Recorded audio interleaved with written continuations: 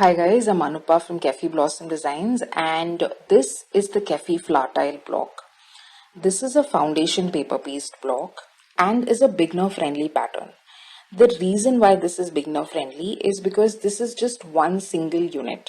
This has just one single section, so you don't have to make multiple sections, join them, or you don't have to match any points. You just have to stitch up this one single unit. Now the pattern for this block is free and can be found in the second issue of Quilt Stories. Now Quilt Stories is India's very own quilting magazine and showcases works and quilts from quilters all over the country.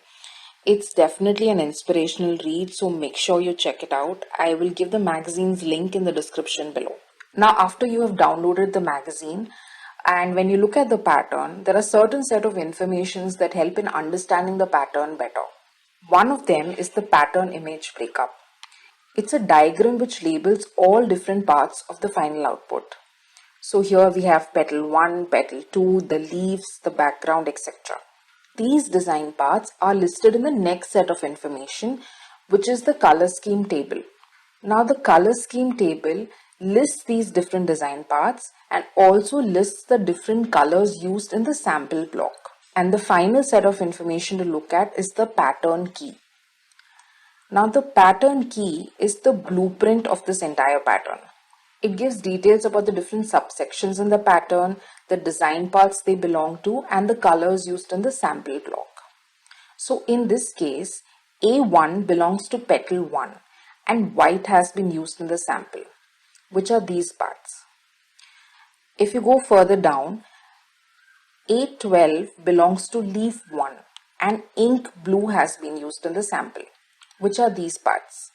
Now the pattern also has suggestions for alternate color schemes. For the purpose of this video, I'll be using this option. I'll be making little changes. Let's see how we go about it.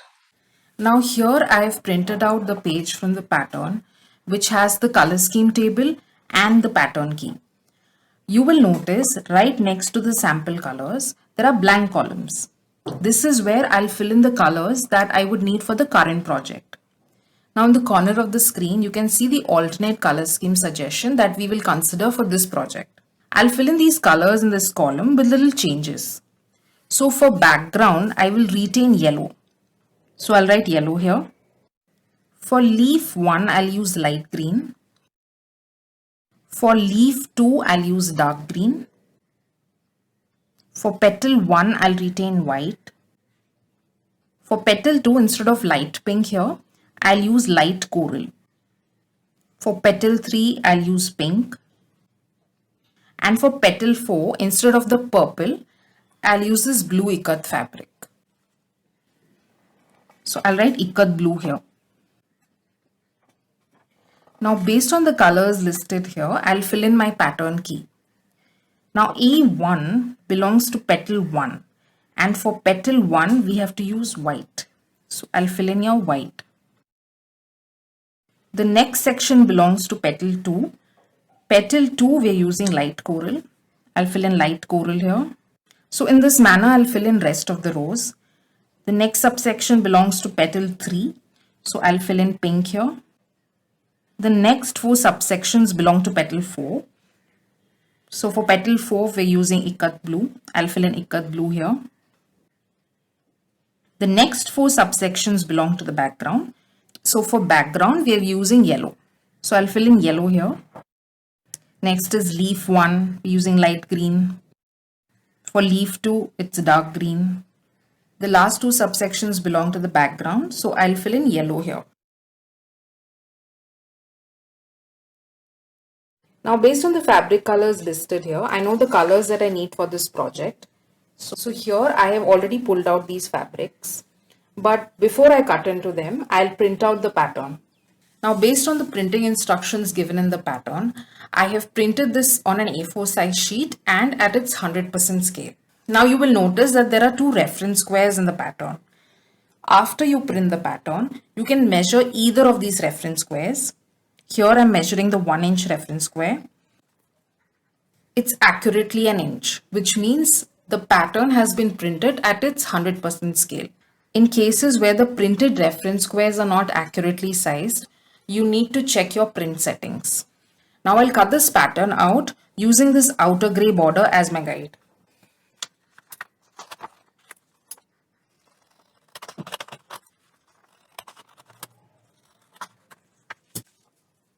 Now next we'll move on to cutting the fabrics.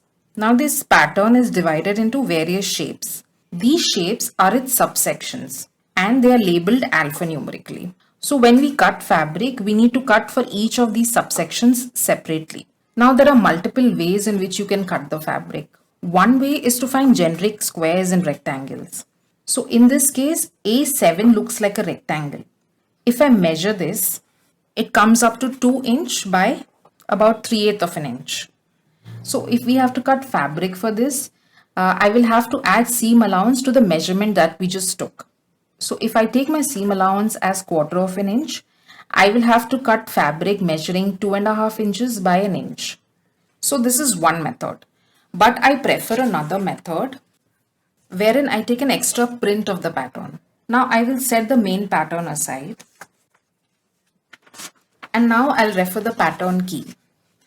Now in the pattern key, I can see the maximum number of subsections in this pattern is 15. So what I'll do is I will cut each of these subsections out in the reverse order.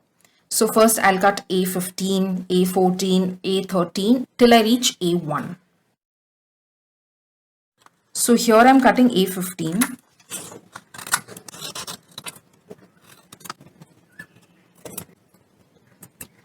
Now I'll just set them aside on the table. Now I'll refer back to my pattern key. In the pattern key, A1 belongs to petal 1 and I have to cut white for this. So this is my A1 subsection and I will take white fabric here. Now in case if you're using a printed fabric, you need to place the fabric wrong side up. Now I'll take this A1 subsection and keep it print side up on the fabric. And now I'll cut around this subsection keeping an excess of about 1/2 inch. This will help in accommodating the seam allowance for this subsection. Now you don't have to cut an accurate shape. You just have to eyeball it enough so that it covers the subsection and its seam allowance. Now I'll use a regular binder clip and clip them together.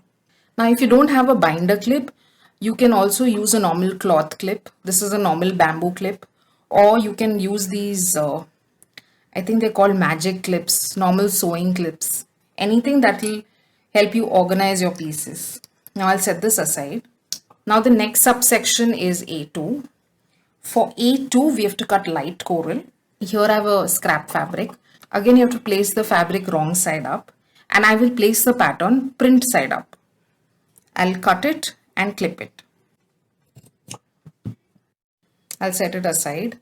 Now, so in this manner, I'll cut fabric for rest of the subsections. So here I've cut fabric for A3. I'll set it aside. The next 4 subsections, which are laid out here, belong to petal 4. So here I've cut ikat blue. I'll clip them also. Now the next 4 pieces belong to the background. I'll cut the background pieces in the end. I'll move on to leaf 1 and leaf 2. A12 is leaf 1 for which I have to cut light green, so I've cut light green here.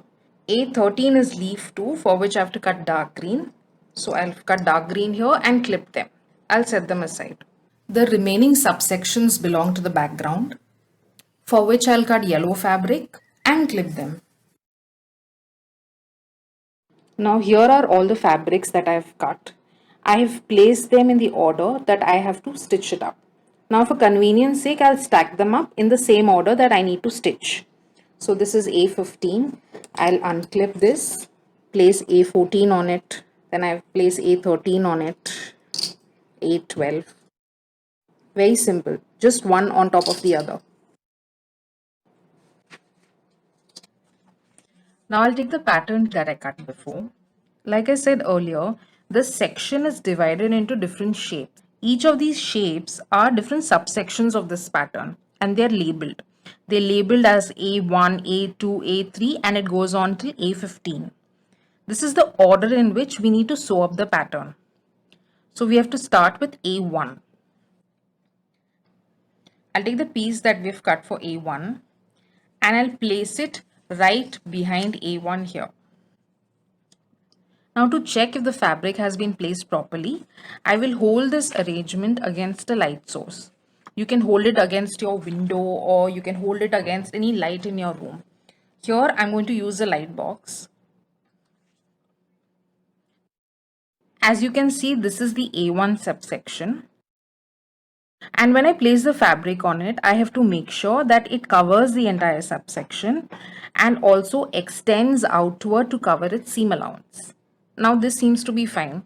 To keep it in place, I'll just take a regular glue stick. Just dab a little glue. Gluing will temporarily hold the fabric in place till I'm ready to sew it up.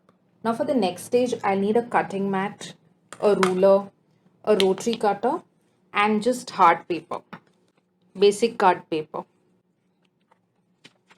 Now the line common between A1 and A2 is the first stitch line, which is this one. I'll take this card paper and place it along this first stitch line and fold this paper along the cut paper. Now I'll take this ruler and keep it 3/8 inch away from the fold. Now if you're comfortable using a 1/4 inch seam allowance, you can keep the ruler 1/4 inch away from the fold and trim. But in this case, I'll keep 3/8 of an inch. I'll remove the card paper. Now this is our freshly cut edge. Now I'll take the next piece of fabric and place it along this newly cut edge.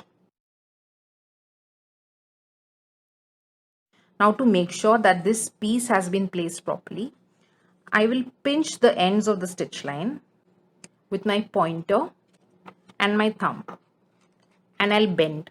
So if the fabric falls between the bends, it's covering the entire seam allowance. Now the other thing to check is if the fabric covers the entire subsection. So for this, I will fold the paper and I can see that this is the next subsection here. I'm not sure if you all can see it. I'll just mark it with a pen. The furthermost points of this subsection are this one and this one. So like I did for the stitch line, I'll pinch these furthermost points with my pointer and my thumb like so and I'll bend. So here we can see that the fabric covers the entire subsection and also extends outwards to cover its seam allowance. Now I'll open this up. Now I'll take it to the sewing machine and stitch from this end to this end. And I'll be reverse stitching on both of the dotted grey lines. Now whenever you stitch this pattern, you always have to reverse stitch on the dotted grey lines and all the lines that fall between the inner grey border and the black border.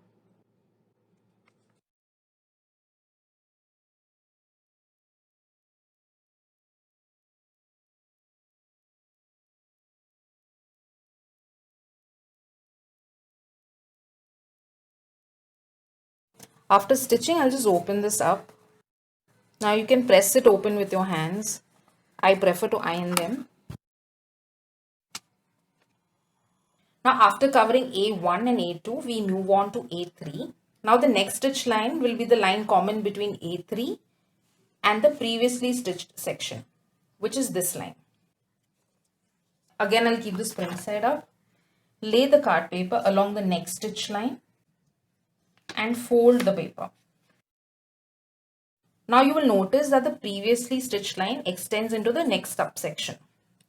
All you have to do is gently peel the paper away from this stitch and then you can keep the card paper and fold. Now sometimes when you rip the paper away from the stitches, the paper might drip. So in such cases, what you can do is just take a bit of sellotape and place it over the rip. And you'll be just fine. So now I'll place this along the next stitch line. Fold the paper. Keep the scale 3/8 inch away or 1/4 inch away as per your preference and trim. I'll again open this up. Take the next piece of fabric and place it on the newly cut edge. Again, I'll repeat the check. I'll pinch the ends of the next stitch line with my pointer and my thumb and I'll bend. So here you can see that this fabric does not cover it completely. I'll just shift this slightly. And again, I'll check. I'll pinch the ends of the stitch line and bend.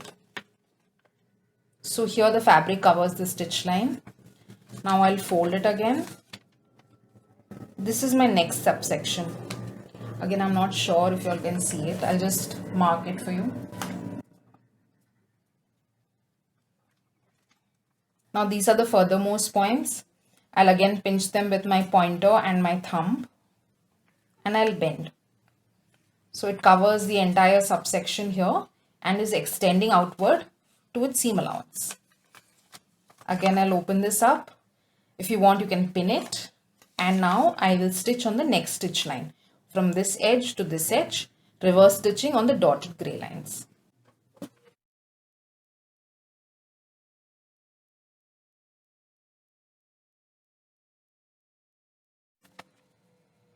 Again, I'll open this up, press it, identify the next stitch line. So next is A4. This is the next stitch line. Here also the stitch is extending. I'll just gently peel the paper away. Keep the card paper along the stitch line. Fold the paper along the card paper. Trim it. I'll place the next piece. So in this way, I'll cover rest of these pieces. Initially, you might find this fold and bend method a little tedious, but with practice, it gets easy and you will enjoy the process. So now this A9 subsection is the first subsection that extends towards the border. So when I sew this line, I'll have to reverse stitch in the part which falls between the inner gray border and the black border.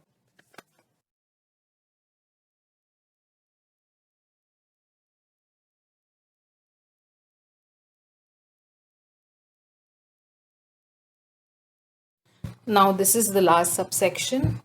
After this, we're done with the sewing bit. Now the next stage is to trim this up. But before that, you will notice that the end bits are a little flappy.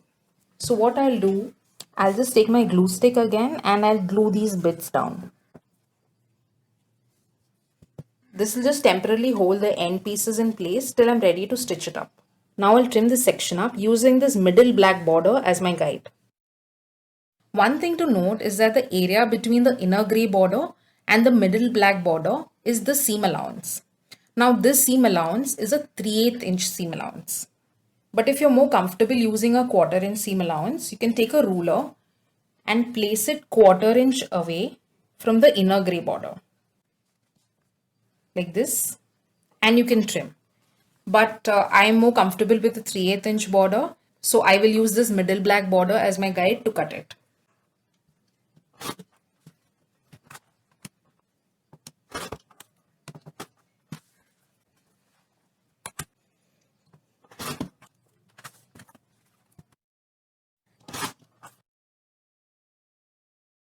Now after this, our block is ready and we can incorporate them in our projects in multiple ways. One option is by creating multiple of these sections, adding triangles to them and form a border. Or you can join 4 of these sections and create one block. You can choose any direction you want to place the piece in. The possibilities are endless. One example is this cushion cover. Here I've joined 4 of these sections, added borders around it, added triangles at the end and made a simple cushion cover. A very simple and fun project. This is another cushion cover I made which is featured in the magazine. This is a 12-inch cushion cover. I hope you like this pattern and will give it a go. Again, to recap, the pattern for this block is freely available in the second issue of Quilt Stories. Now, Quilt Stories is India's very own quilting magazine. I will be giving the magazine's link in the description below. Now, if you're interested in more foundation paper piecing patterns, I have a shop on Etsy called Kefi Blossom Designs, and I will give the shop's link in the description below. In case if you have any queries, please feel free to get in touch. I hope this video was useful, and until next time, bye bye.